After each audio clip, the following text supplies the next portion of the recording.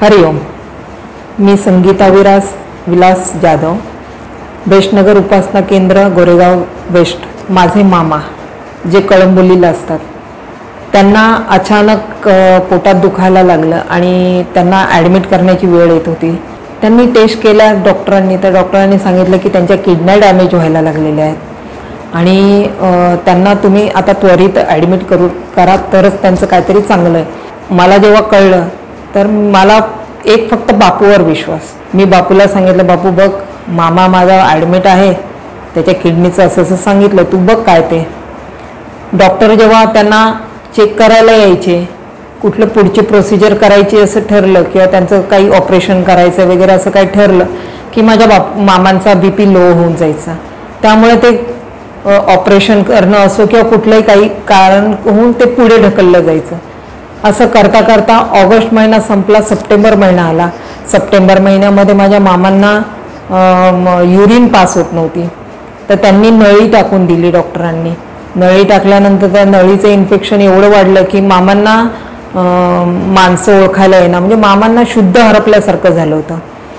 तर कुठल्याच औषधांना मामा रिस्पॉन्स देत नव्हते, त्यामुळे सगळ्यांना भीती वाटायला लागली आणि मला ह्या सगळ्या गोष्टींची वारंवार माहिती मिळत असल्यामुळे मी सतत बापूला सांगायचे, बापू बघ तू काय ते कर, बापू तू ठरव, बापू माझ्या मामासाठी तू धाव, असे मी सतत बापूचा धावा करायची।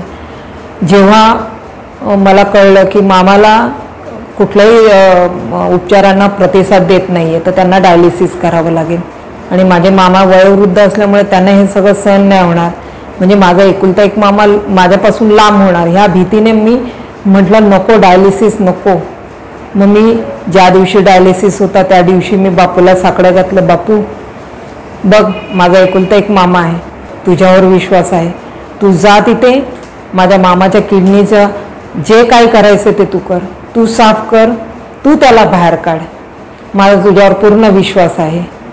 तुझी इच्छा असेल तर तू त्यांचं डायलिसिस कर, तुझी इच्छा नसेल तर तू नको करूस, मला बाकी काही माहिती नाही, मला माझा मामा परत पाहिजे।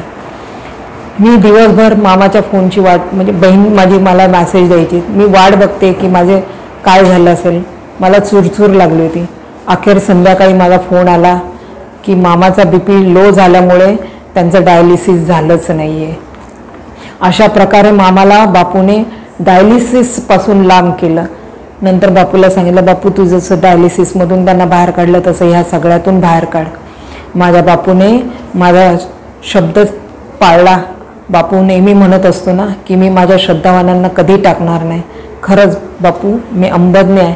माझ्या बापूने माझ्या मामांना आज आजारातून बाहेर काढलं। आज माझे मामा खूप चांगल्या परिस्थितीमध्ये आहेत, चालतायत, फिरतायत, स्वतःहून सगळ्या गोष्टी करतायत। बापू हा असा आहे की स्वतःच्या श्रद्धावानांसाठी तर जातो, पण श्रद्धावानांच्या शब्दाखातीर सावरायला तिथे उभा राहतो। असा हा बापू, आमचा बापू। खरंच किती बापूबद्दल बोलावं तेवढं कमीच आहे। अंबज्ञ। हरिओम।